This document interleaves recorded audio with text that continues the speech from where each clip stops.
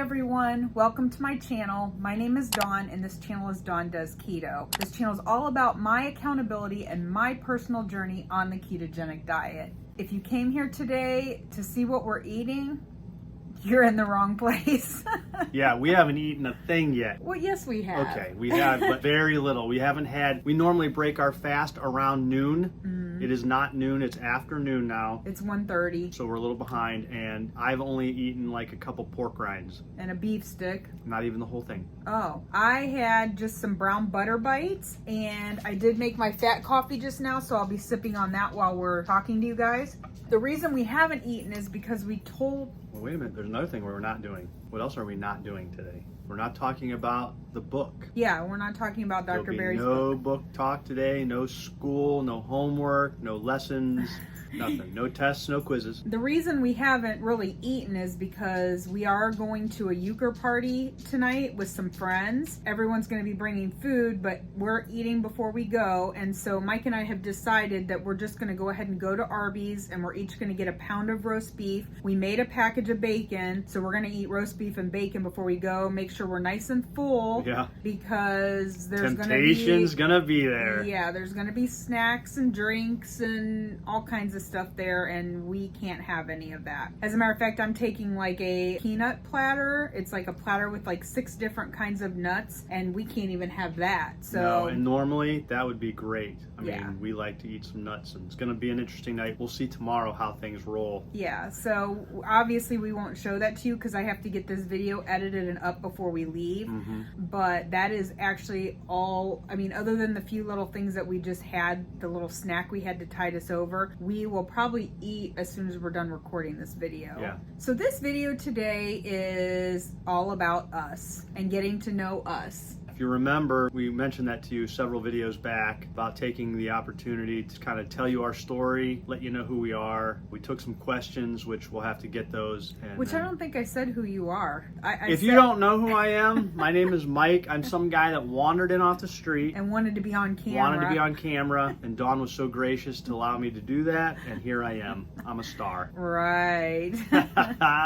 Basically, I just wanted to share with you guys like kind of how we met, how long we've been together, how long we've been married. I was born in Florida, and my dad was in the military, and we moved around a lot. So me and my brother and sister are all very close in age, and we were all born in different states. My entire extended family, my grandparents, aunts, uncles, all lived in Ohio. So at some point we ended up landing in Ohio. We lived in Ohio until I was in about 5th grade, and then we moved to Kansas City. I lived in Kansas City until the summer after my freshman year in high school. And that summer, my stepdad worked for Ford Motor Company. He got transferred back to Ohio, and obviously we moved back. It was kind of a last minute thing, and we didn't even have a house. It was the summer. So my parents bought a camper, and we parked our camper at a campground during the summer. That's basically where we lived. And then they were shopping for a house and like house hunting to get us into a home before school started. So that's kind of where it begins. Now, I'll give you my side of that. So I'm born and raised in Ohio, lived in the same town that we still live in now. Only moved from one side of town to the other. The campground that Dawn ended up living at happened to be in the town that she ended up living in after that her parents got a house. The story that we're going to tell you starts there. We have 2 different perspectives on that, obviously. So it'll be interesting as we tell you this story when we met that fateful summer in 1988. Yeah, so there was a drought that year. Many of you may remember that if you lived in this part of the country, there was a huge drought.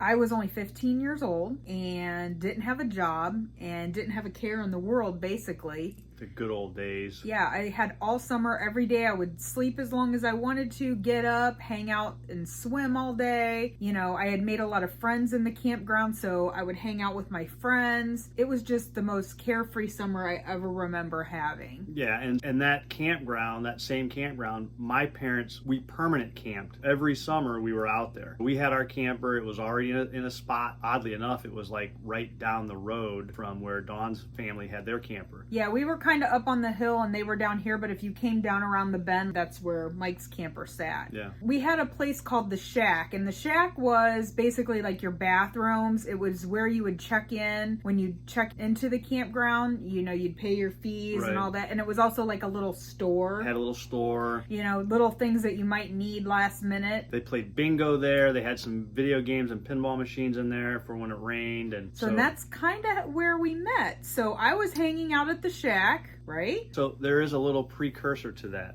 Okay.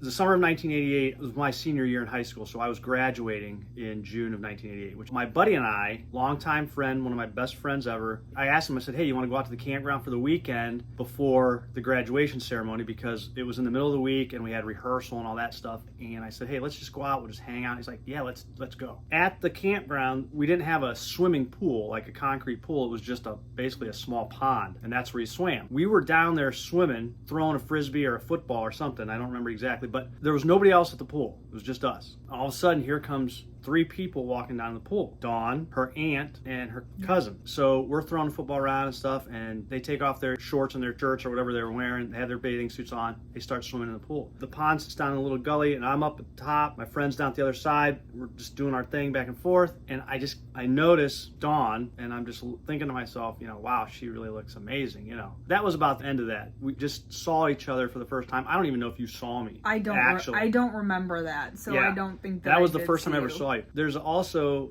another little backstory, which the only important thing you need to know is I had a girlfriend at the time that I'd been dating for over 2 years in high school. Her family and my family were pretty tight. That's another thing to keep in mind.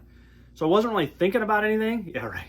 I wasn't thinking like, hey, I want to date this girl or anything like that. Just being a guy, hey, look at her. And that was the end of that. You better not be looking at any girls now. Right. Because you're a guy. Hey, look at her. I can't see anything. I'm blind. It doesn't matter.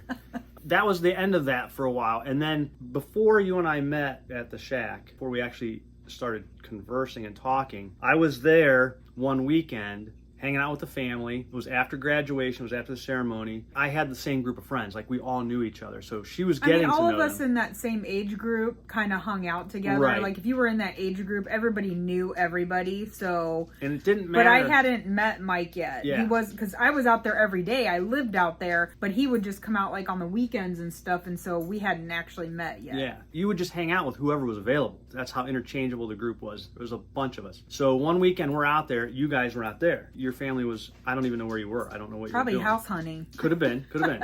So one of the friends comes and grabs me and says, hey, we're having a fire. We went up to the other campground. We sat around. There's a bunch of us sitting around. We're just talking and doing, you know, what teenagers do. And no, there was no drinking. There was none of that kind of stuff going on. No, we never did any of that. We didn't do any of that stuff. There was conversation going on about you and your brother and your sister. And I had no idea who they were talking about. So I'm like, okay, whatever. Yeah, who is this person that they're talking about? You know, bringing up people's names and saying things. I still didn't know who you guys were. We're just sitting around the fire talking, and I'm still not sure who these people are. And then I think a couple more days went by, or maybe another week went by, and this is when we met at the Shack. So I'm down at the Shack, and I'm playing a video game. You know how, like, if you score really high on a video game, you can put your initials in? I mean, we're talking, okay. This is back in the 80s now, remember. Real quick, I'm going to show you guys something.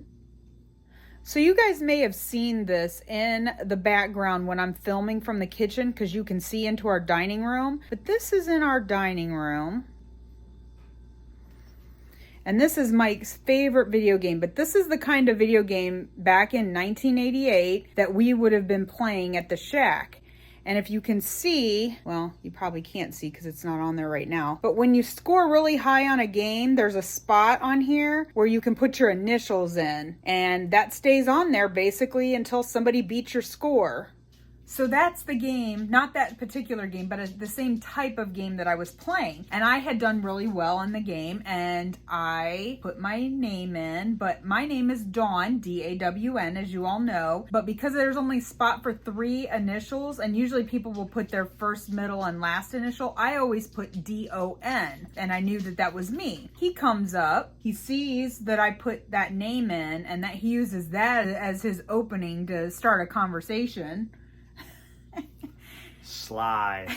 He's slick over here. And I don't even remember exactly what you said to me. I just know that you started the conversation and it was based on the fact. It was based on that, yeah. Like, hey, what's I don't remember the conversation itself. I just remember you explaining it to me, and then we went from there. Yeah. We actually have a picture of us at the game taken by somebody. I don't know who took it, but there's a picture of us playing. But anyway, yeah, we just started talking, and we went from there, if I'm not mistaken, to play basketball. We wandered over to the basketball court, and we started shooting baskets. This is the thing. As I said earlier, I had a girlfriend. And, yeah, so he is flirting. Oh, big time. Big time flirting and talking to me and hanging out with me, and this whole time he has a girlfriend of 2 years nonetheless. Not like, oh, we've been dating for a little while. Like, this was a long-term relationship. Yeah, whatever. But anyway, and I did not know this at this point. So just so y'all know, I was innocent in this whole thing. Oh, but she goes downhill fast.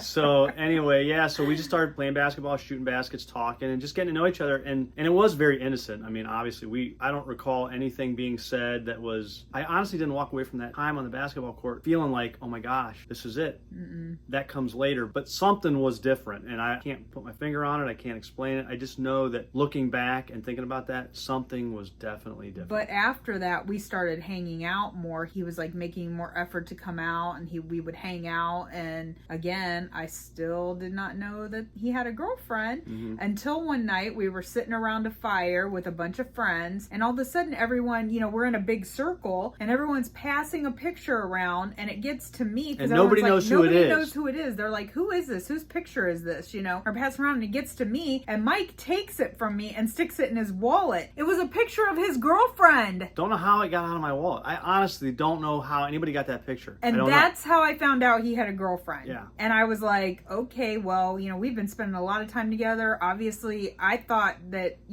there was something going on and we had feelings, but the dude has a girlfriend. So guess I'm moving on. I didn't know you had feelings. I don't think we've ever discussed that because I don't think that was... Obviously, if we were hanging out together, I liked you. We were spending quite a bit of time hanging out. At that point, I saw that he had a girlfriend and I was like, oh, that's it. All bets are off. We're done. Yeah. And again, I was more embarrassed about that than anything else. We just moved on. The group of friends just continued, doing their thing. Now, I don't know the timetable on that. I just know that it was between the first week of June and 4th of July weekend. So it was before the 4th of July weekend when all that happened. It all happened very, very quickly. Right. And so then... For two kids, basically. Yeah. I was 15. Two total strangers, right. I was 15 and you were 18 and like... Well, no. I was 17. Your birthday was in July. That's right. He was almost 18. I was still 17, and so we just continued being friends with the group. But I think that we both knew almost instantaneously that there was something very special there. So there was a moment where it all kind of unraveled, and not in a bad way, but so I had gone home after the weekend, not necessarily that weekend, but a weekend I went home. After we had been together. After we had spent time together, yeah. And I was a mess. Butterflies, couldn't eat, couldn't sleep. Something was just totally taking me and just like throwing my world in a whirl. I lived next door to my grandparents at the time, and I would go over there all the time and eat and talk to my grandparents and just, whatever. So I'm sitting over there talking to my grandmother one day, and she made a comment because she asked me if I wanted something to eat, and I didn't want anything to eat. She's like, yeah, that doesn't make any sense. He's a teenage boy. They eat all the time. And it just really kind of came around. I just started to realize that, yeah, there's a reason for this. There's something going on. We're getting close to the 4th of July weekend that's coming up. So the plan was, here's the normal, typical thing. We would go out for the 4th of July weekend, and I think we would stay out an extra day or two. My dad would have some time off. We would stay out for the whole week. My girlfriend at the time, she came out there all the time. Like, everybody knew her as well. Not the friends group. None of the people, the kids out there, nobody knew her. She was kind of antisocial when it came to that, wasn't she? Well, to a degree. Yeah. I mean, yeah. People knew who she was. A lot of, the people that... The adults did. Yeah. So we get out there, and the plan was we were going to go out. Well, my girlfriend had to work Saturday. I went out Friday, and she was kind of not real happy with me about that, about going out on Friday, not waiting for her. And I told her, I said, I'll come back in and pick you up after work. Not knowing she had no clue that I was doing that just because I wanted to see Dawn. I mean, that was the only reason, right? And so... I go out, we hang out. I go back in and pick her up and bring her out. And now this is where it gets crazy. So we come out Saturday, and again, it's a drought. Temperatures were exceptionally hot. It was in the 90s all the time. No rain ever. She gets off work at like 3 or 4 o'clock. I pick her up. We drive straight back out. We stop at the pool. We don't even go back to the camper yet. We just pull in. The pool is right by the entrance of the lake, little pond. We went in. So the place is packed. There's people swimming. We're sitting on the hill because there was a hill all the way around it. My mom's there. there, my little brothers are there, and all this time I'm thinking about you. Like, I just can't get my mind off you. And then you walk by. Oh. You walked by, I don't know who you were with, but you didn't say anything to me, and we didn't make eye contact or anything, but my girlfriend and I had been discussing bathing suits for whatever reason. She was talking about, not wanting to wear a bikini or something. I don't know, but you walked by in a bikini, and I made the mistake of saying, look, that girl's wearing... She's wearing a bikini. Good, just point me right out to your girlfriend. That's brilliant. So time goes by a little bit, and she wants to go in the water, and my stomach, after you walk by, my stomach is just doing backflips, and so I'm like, yeah, I don't want to go in the water right now. I'll be down in a minute. She's like, okay. So she goes down in the water. She's playing with my brothers or whatever. And I asked my mom, I go, where's Dad? Well, he's back at the camper sleeping. And I said, well, I got to talk to Dad because I don't know what to do. Because it's clear that I have the hots for Dawn and I just don't know what to do. I just go get in my car and drive back to the camper. You just left your girlfriend Left her there. I go, and my dad's sleeping. He had just gotten up when I got there. He was waking up. He was actually getting ready to come down to the pool. I explained to him the whole situation. He said, yeah, he goes, I've been watching you for the last couple of weeks, and it's clear that something's going on, that you've met somebody else, that you like her, and blah, blah, blah. And his thing was, whatever you do, you can only have one. You either stay with your girlfriend or you break up with her and you go out with the other girl, but you can't have both. Don't be doing that kind of stuff. Dragging either one of us along. Right. Yeah. My dad decides he's going to go down to the pool, and he hops on his motorcycle and rides down the pool. Your dad was going to be the lookout. He said he'd go down and watch her, your girlfriend, while you had a talk with me, and he didn't want her coming back and to us having a conversation. That's right. So he was kind of like, I'll head back and give you the heads up when she's heading back this way, but you need to have a conversation with Dawn and figure out what's going on. What's going on? Yeah. So I was actually coming from the shack, and to come from the shack to my camper, I had to walk right past Mike's camper. And there was a group of them. It wasn't just her. There was like 3 or 4 other people with her. Yeah, we were all walking together. I come out of the camper and I walk over to her, and there's a big tree right there by the side of the road. I say something, and again, I don't remember the specifics, but I just remember saying to her, I want to talk to you about something for a minute. And I basically just unloaded, and I started bawling my eyes out. Oh my gosh. He's sitting there like spilling his guts to me about how he feels about me and just crying. And I'm 15 years old, guys. Keep that in mind. I've never experienced anything like this before. I knew I had feelings for him, but to have someone just like completely like put their feelings out there like that, I'd never had that happen before. I was speechless. And that's... Yeah, and I don't remember how it ended. I don't know what you thought. I don't know... I didn't really say anything. If we said anything between each other, because when I got done, I just had tears pouring down my face, and I was just sobbing hysterically. I think I was just like, okay. Like, yeah. I honestly, I didn't say anything back. I don't think I reaffirmed you or anything. No. I was just kind of like, keep in mind, I also still knew at this point that he had a girlfriend. Right. So I was like, I just don't know about this. But it didn't really matter, because then all of a sudden, that ever familiar sound of my dad's motorcycle coming down the road, and we went.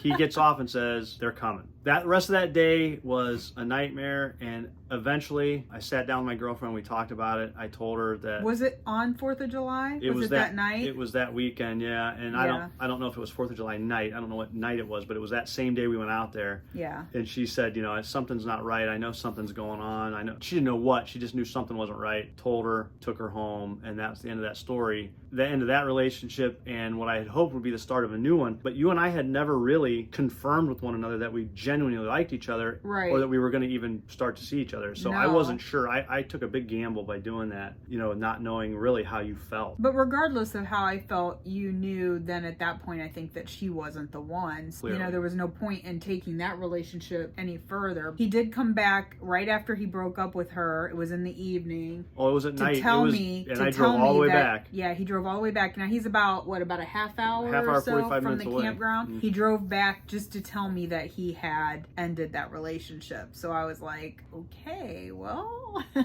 And then the rest is history as far as Yeah. us dating. Her parents weren't real fond of us dating because I was so young. I turned 18 the week after that. So that was 4th of July weekend. So My he was birthday 18 is the week and I was after. 15, and my parents were just like, I don't want you dating. They didn't really want me dating at all until I was 16, but when I did start dating, they definitely didn't want it to be someone who was like 2 years older and already out of high school when I was just starting my sophomore years. But we made it work, and we convinced them that it was what we really, really wanted. wanted and that this relationship meant a lot to us. Eventually they came on board. I think that's about it. It seems like a lot of rambling. I hope that the story kind of flows and makes sense, but our relationship started at a campground, the bottom line. Yeah. And it was a fluke. And we were young. And we were young. We are getting ready in May of this year to celebrate 29 years of marriage. Yep. Together 35. Just to kind of put the rest of the timeline together, we dated through till she graduated. We moved out and got an apartment. Obviously, we were continuing to date. We got engaged in 1992. We were engaged for about a year and a half. We got married in 1994. Then we bought our house, and then we started having our family. It was like boom, boom, boom. We got married in 94. We bought our house in 95, and our son was born in 96. Yeah. And then, so Michael is 27. Yep.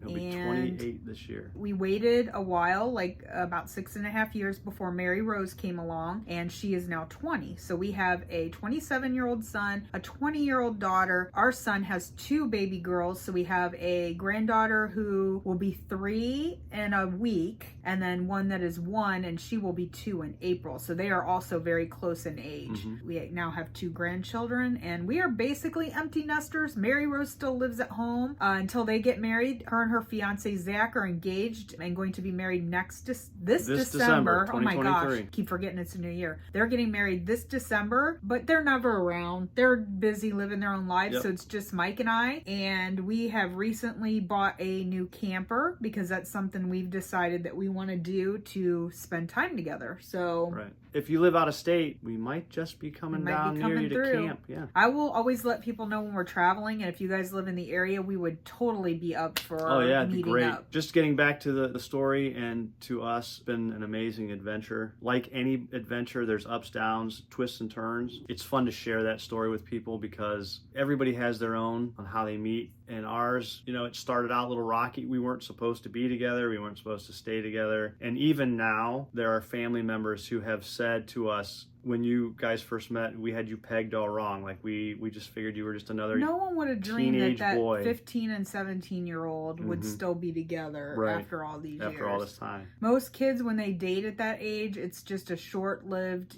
date for a while and then move on. Yeah. So, yeah, it's definitely a different story. I'm sure there are probably many of you, if you have a story where you married your high school sweetheart. Right. I mean, it happens. I think it happens less now. A lot less. A lot less. Kids are also getting married much later. They're waiting till they're not even getting married at half the time. It seems like, but they're also getting married when they're like in their 30s and starting their families in their 30s. It's just also a different time. That's it, guys. That's our story. We tried to keep it as brief as possible because we don't want this to be a 2-hour video. This is the Cliff Notes version.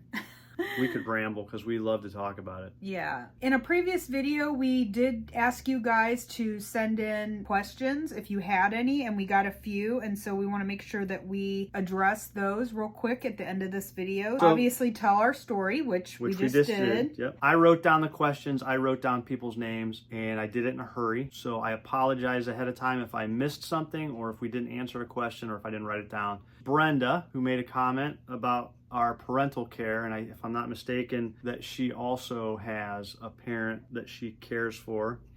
Okay, our parental care started a little over a year ago. It was October of 2021. My dad is an avid motorcycle rider. My parents are retired. He's 75 years old, was involved in a motorcycle accident, and it left him basically bedridden. He's no longer able to walk. He's not paralyzed, but because of the brain injury. He had a severe brain trauma. And so because of that, we have to take care of him. My mom at 73 takes care of him every single day, all day long. He's him, about 85-90% him. There's parts that are different now because of the head injury, but just can't get up and do the things he used to do. Yeah, he just has no mobility. If we put him into a chair or a wheelchair, we have to use a Hoyer lift. He's just basically completely immobile. He can't get up to go to the bathroom or anything like that. So he has to be changed and cared for multiple times a day. So we kind of split that duty up. Yeah, so you said duty.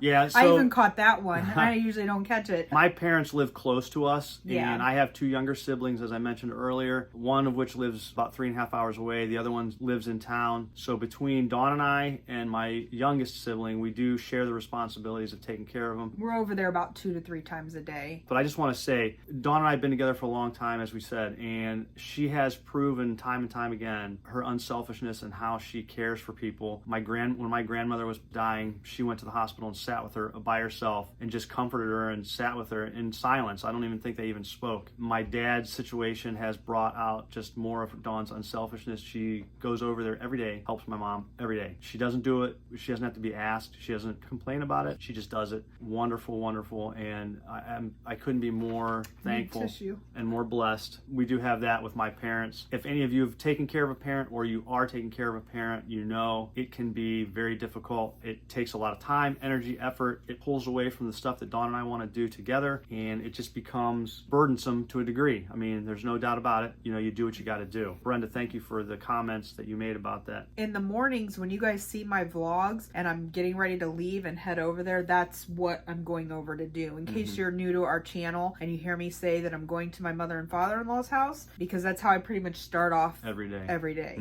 Mary T. Mary T. Yep. Keto every day. That's what Mary T always says. Mary T was just saying she didn't know that we had a granddaughter. Okay, yeah, so we explained that. So we kind of answered that question already. Our son and his girlfriend, they are not married, but they do have the 2 girls. They are planning on having one more. There's a lot of hope that it will be a boy because I'm named after my dad, my son is named after me, and he would love to have a son that he can name after him to carry on that tradition. So keep our fingers crossed when that happens. Right. Renee. She was just asking about our health journeys. Yeah, so you were questioning our health journey. So that would kind of make this video kind of long because that's a whole nother story. Okay. I did talk in my very first video about keto, and I've talked about my depression and different things, but this will just be a precursor. We are doing an interview with Ready Set Keto. We're doing the interview on the 31st. I'm not sure when it will actually be posted on their channel, but I will let you guys know. And I know in that interview we will be talking about our keto journeys. Sure.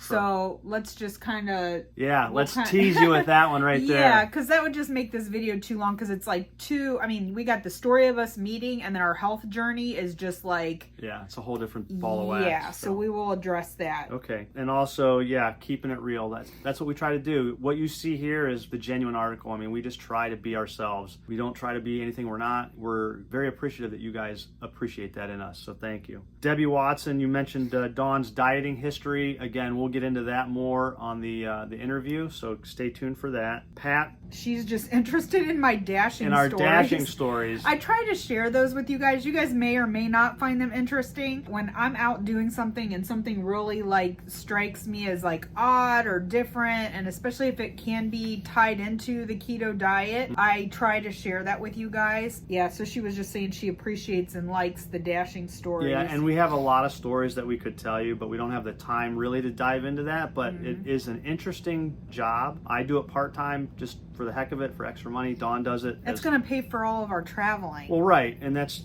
why we do it. It helps, it aids and all that kind of stuff. We work hard, but we also want to play hard. Yeah, so. And we enjoy it. Door dashing is a lot of fun. We genuinely enjoy it. And usually if we're out dashing together at the same time, we're on speakerphone. I can have him on in my car and vice versa, and we talk the whole time we're out. So we share the day's events, and it's kind of fun. Deb Riley, so your questions were basically first impressions and what happened. So I think we kind of explained that. Hopefully. If we didn't, obviously you can get a hold of Dawn, email, and she'll, she can give you more details. I will say my first impression of Dawn was that she was hot. Now, I'm a teenage boy. I'm a 17-year-old high school boy, right? I just thought she was hot. And then when I got to know her, started talking to her, and realized just how awesome she was. That was the nail in the coffin. Yeah, I hooked him there. Oh, I was hooked. I was definitely hooked. I don't know what your first impression was. But. Obviously I thought you were attractive, because again, that's the first thing you notice about anybody. And you were easy to talk to. Most guys and most teenagers that were in my age group, they're very superficial, and you couldn't really have a good conversation with them. Right. And you and I had a lot of good conversations. Yeah, that is true. That was another thing about us meeting that was kind of cool, because it was an interaction. It wasn't just, hey, she looks good, and hey, he looks good. Let's go on a date. Let's hang out. We spent time just talking, and so to me, it was just kind of really cool to talk to a guy that was easy to talk to, and that's all I can say. It was easy. And if you haven't figured out by watching the videos that I'm in and talking, I like to talk.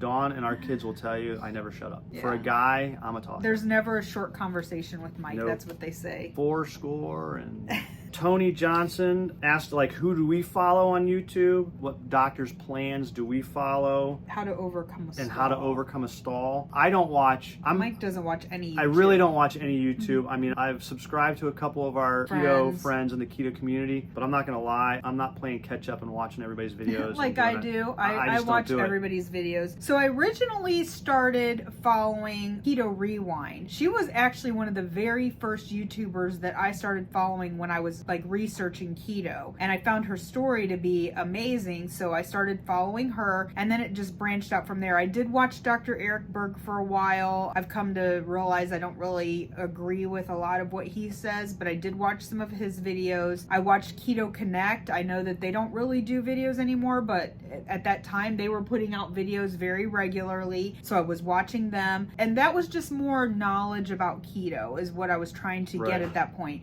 Then I found Two Crazy Ketos, and Two Crazy Ketos are the ones who really introduced me to the keto community. Them, and then I found Autumn from Watch Autumn Keto. So between those two, it has just branched out. It's been an explosion. And I have met, and the keto community has become more important to me than the diet itself, than the lifestyle, honestly. It's what keeps me going. It keeps me on track. So obviously I follow all of our friends. I watch Jackie's Jinx Journey, Ready Set Keto, Two Queens Go Keto, Just Jen Delaney. Those people are smaller YouTubers, but not just YouTubers, they're my friends. Yeah. So yeah, we both, and again, I don't follow him, but we've developed a lot of great friendships. They're just getting stronger by the day, and as we continue down this journey, I'm sure there's more and more, and a lot of you that have jumped on board. I mean, we're excited to meet you and get the opportunity to get to know you. So yeah, and I don't really follow a doctor's plan. I just do my keto, Dawn Keto. I find the things that work. Keto, right? Yeah, I find the things that work for me. I listen to other YouTubers and what works for them, and I might try it. It may work, it may not work. Like Butter Bites? I like Butter Bites now. I actually had some this morning. And overcoming a stall has not really been something I've had to deal with too much to this point. When I started keto, I just had the most amazing results, and I never really hit a stall, and I got all the way down to pretty much my goal weight without any issues until Mike's dad's motorcycle accident. That was when I started putting weight back on. We were spending long hours at the hospital, so it was kind of like, oh, you know, there wasn't a lot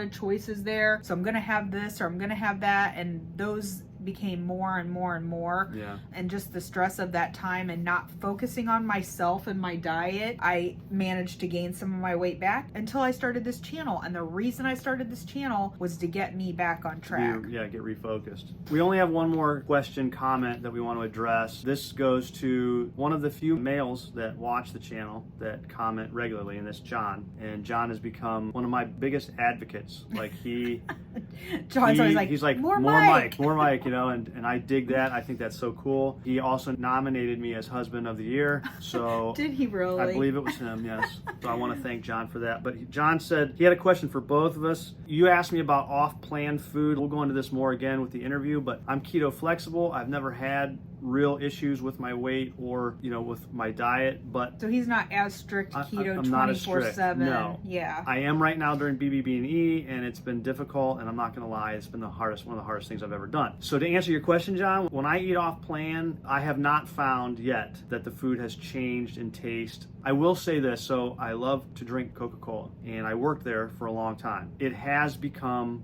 a little more difficult to drink out of the bottle or out of the can. I can drink it out of the fountain because it's more watered down with the ice, but it is sweeter. And I'm curious to find out how much different it might be after this. Yeah. Because BBB&E is the longest he's ever gone on a strict keto diet at all. Yeah. So we'll find that out here in another week and a half, 10 days or so. Yeah. But no, I have not not discovered any food taste changes or anything like that at this point, but that remains to be seen after this. Mike is keto at home because I only buy, cook, and, you know, prepare keto food. But if we do go out with friends or, you know, for a dinner or something when we're out, he will eat off plan when we're out, and he will have a soda. He does not drink soda at home. I drink Zevia. He drinks Zevia, or he adds flavors to his water. To my water, yeah. So that's what he drinks at home. But if we go out to a restaurant, that's when he has it. Yep. And then for Dawn, and Dawn already kind of touched on this, but he had asked you about my fatty coffee, which I've shown in several videos, and then I did, after he did this, show him what was in my fat coffee. So that's it, guys. So hey guys, real quick before we go, I just want to say thanks again. We hope we didn't bore the crap out of you with this story. Dawn will edit it down to like 4 minutes, and then you won't have to sit here and watch it all day. That'll be impossible. Yeah, just watch the interview that's coming up. We'll let you know. We'll keep you posted about that. Maybe we can get into a little more detail about certain things, but we don't want to spoil too much. So yeah, thanks again, guys, and have a great Saturday. Wonderful day. And a happy weekend. You guys will probably see this video because it'll be up late tonight. You will probably actually see it on Sunday morning. So have a great Sunday. Yes, have a great Sunday. We'll see you guys tomorrow with day 22. Day 22. Wow.